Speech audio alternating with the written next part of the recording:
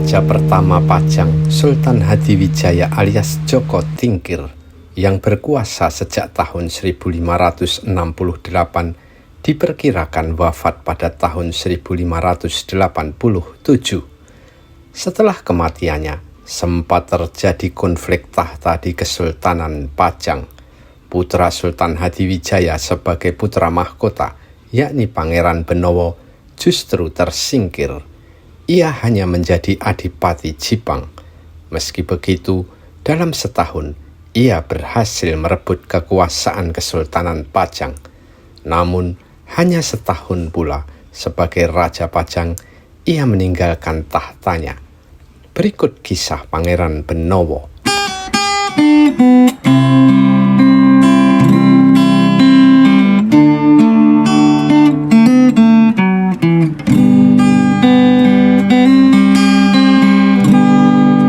Joko Tingkir sebelumnya hanya Adipati Pajang sebagai bawahan kerajaan Demak Bintoro. Namun, Raja Demak keempat, Sunan Prawoto, dibunuh rungkut utusan Adipati Jipang, Aryo Penangsang. Kerajaan Demak pun kemudian dipindah ke Jipang dan Aryo Penangsang menjadi raja kelima. Pembunuhan Sunan Prawoto itulah yang menimbulkan kemarahan putrinya, yakni Ratu Kalinyamat. Ia meminta Joko Tingkir sebagai adik iparnya untuk membalasnya dengan janji akan memberikan kerajaan Demak kepada Joko Tingkir. Joko Tingkir pun mengutus anak angkatnya, Sutowijoyo, Ki Ageng Pemanahan, Ki Panjawi, dan Juru Martani dalam misi mengakhiri Aryo Penangsang. Misi ini sukses dan kerajaan Demak pun diberikan kepada Joko Tingkir, kemudian menjadi Raja Pajang dengan gelar Sultan Hadiwijaya. Pusat kerajaan pun kemudian dipindah ke Pajang. Sebagai balas budi, Sultan Hadiwijaya memberi hadiah wilayah Pati kepada Ki Panjawi. Ki Ageng Pemanahan dan putranya Danang Sutowijoyo mendapat hadiah tanah Mataram. Sekadar info, Sutowijoyo juga anak angkat Sultan Hadiwijaya. Sutowijoyo yang menggantikan Ki Ageng Pemanahan sebagai Adipati Mataram pada tahun 1584, kemudian mengembangkan kadipatennya. Pada tahun 1586, Sutowijoyo bahkan memproklamasikan Mataram sebagai kerajaan. Ini sempat membuat Sultan Hadiwijaya marah, tapi setahun kemudian Sultan Hadiwijaya tutup usia. Kesultanan Pajang pun harus mengangkat pemimpin baru. Setidaknya ada 3 pewaris tahta yang kuat. Mereka adalah putra Sultan Hadiwijaya, yakni Pangeran Benowo, kemudian menantunya, yakni Aryo Pangiri, dan Raja Arosbaya. Namun, atas pengaruh Panembahan Kudus, Aryo Pangiri lah yang akhirnya menggantikan Sultan Hadiwijaya sebagai Raja Pajang. Maka, Raja kedua Pajang adalah Aryo Pangiri dengan gelar Sultan Ngawantipuro. Sedangkan Pangeran Benowo yang merupakan satu-satunya putra kandung Sultan Hadiwijaya hanya diberi jabatan Adipati Jipang, wilayah bekas Aryo Penangsang. Pangeran Benowo memang dikenal memiliki kelembutan hati dan tak terlalu tertarik pada politik, sehingga tak ada konflik berlarut di Pajang. Ia ikhlas hanya menjadi Adipati Jipang. Namun, Aryo Pangiri ternyata tidak seperti pendahulunya Sultan Hadiwijaya. Ia tipe raja yang mudah curiga, maka Aryo Pangiri mendatangkan banyak penduduk Demak ke Pajang karena masih curiga dengan beberapa orang Pajang. Ia juga mendatangkan pasukan dari Makassar dan Bugis. Lama-lama, penduduk Pajang banyak yang tersisih karena pusat-pusat ekonomi diberikan kepada orang-orang Demak. Pasukan Bugis, Makassar, dan Demak juga lebih dipercaya Aryo Pangiri. Selain itu, Aryo Pangiri lebih fokus menaklukkan Mataram yang dipimpin Sutowijoyo yang saat itu sudah bergelar Panembahan Senopati. Menaklukkan Mataram bagi Aryo Pangiri sangat penting untuk membulatkan kekuasaan dan pengaruh Pajang. Karena fokusnya itu, ia kurang memperhatikan kesejahteraan rakyatnya.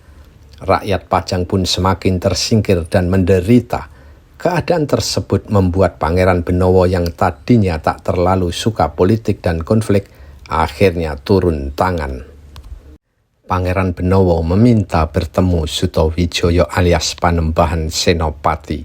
Kedua tokoh ini kemudian bertemu di Weru, daerah Gunung Kidul. Akhirnya diputuskan pemerintahan Aryo Pangiri dianggap sudah tak bisa dibiarkan. Pangeran Benowo dan Panembahan Senopati pun menggabungkan pasukan Mataram dan Jipang untuk menyerang Pajang. Pasukan Aryo Pangiri ternyata tak terlalu tangguh. Salah satu sebabnya, para tentara bayaran Aryo Pangiri yang didatangkan dari seberang pulau itu tak memiliki loyalitas utuh. Selain itu, strategi perang Panembahan Senopati dan Pangeran Benowo lebih baik. Dalam waktu singkat, Pajang bisa dikuasai pasukan Mataram dan Jipang. Aryo Pangiri ditangkap. Namun Pangeran Benowo sebagai adik iparnya alias adik istri Aryo Pangiri, Ratu Pembayun, akhirnya mengampuni Aryo Pangiri. Raja kedua Pajang itu kemudian dikembalikan ke Demak.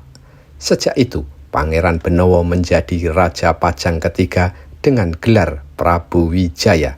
Namun, Pangeran Benowo memang lebih tertarik pada keilmuan agama.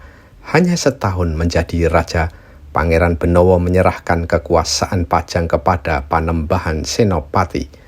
Pangeran Benowo memilih fokus menjadi ulama.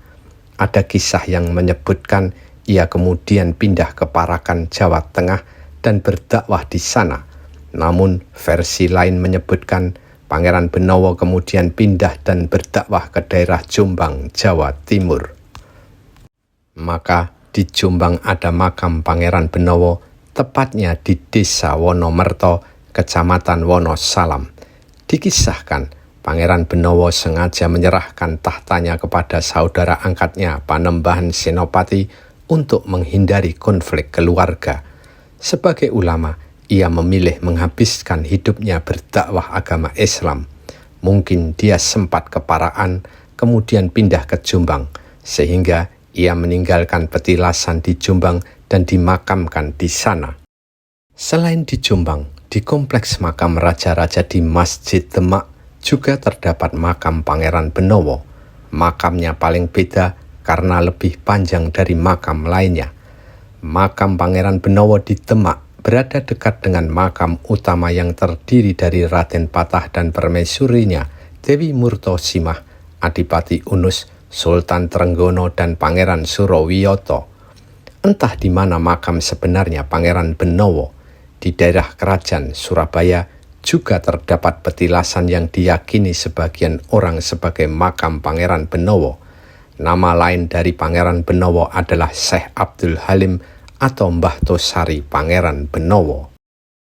Namun, banyak pula yang percaya makam aslinya ada di Jombang, sedangkan makam Pangeran Benowo di Masjid Demak hanya sebagai simbol penghormatan, sebab makam Pangeran Benowo di Jombang juga disertai beberapa peninggalannya berupa pedang, kitab, dan beduk kecil mirip rebana. Yang pasti, meski sebagai anak raja dan memiliki legitimasi kuat untuk meneruskan tahta raja di Kesultanan Pajang, Pangeran Benowo tak terlalu berambisi politik. Ia mengalah ketika tersingkir oleh Aryo Pangiri. Kemudian setelah berhasil menduduki tahta Raja Pajang, Pangeran Benowo memilih menyingkir dari kekuasaan dan mengabdikan hidupnya pada jalan keilmuan dan dakwah agama Islam ke berbagai daerah. Keturunan Pangeran Benowo kemudian banyak yang menjadi orang besar dan ulama, salah satunya pendiri Nahdlatul Ulama, yakni Kiai Haji Hasyim Asy'ari, yang kemudian memiliki anak Kiai Haji Wahid Hasyim dan memiliki cucu Kiai Haji Abdurrahman Wahid alias Gus Dur. Selain pendiri NU, Kiai Haji Hasyim Asy'ari juga pendiri Pondok Pesantren Tebu Ireng di Jombang. Tentang silsilah Pangeran Benowo hingga Gus Dur berturut-turut sebagai berikut. Pangeran Benowo memiliki putra bernama Abdurrahman atau Pangeran Sambut Bagto. Lalu ia berputra Abdul Halim. Abdul Halim berputra Abdul Wahid. Lalu Abdul Wahid berputra Abu Sarwan. Abu Sarwan berputra Kiai Haji Asy'ari. Nah, Kiai Haji Asy'ari itulah yang memiliki putra Kiai Haji Hasyim Asy'ari. Ia kemudian memiliki putra yang juga jadi ulama, yakni Kiai Haji Wahid Hasyim.